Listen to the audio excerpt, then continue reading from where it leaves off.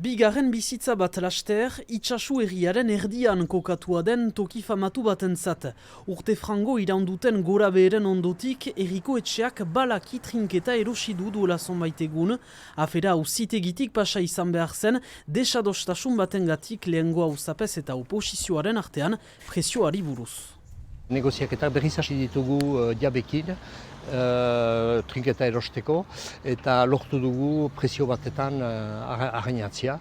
Domenek proposatzen zuten presio hortan. 330.000 Ez da bada hori geldi dadin, bake puskati buruz joiteko, denek hori nahi zuten. Herriko etxearen sedea da orain tokia berriz biziaraztea, obrak beharrezkoak izanen dira trinketa arauetan ezartzeko. Behar dugu kusi paretak, teilatiak eta inguru guzia, estruktura guzia nola den, ze estatutan den edo behar hote den antolatu.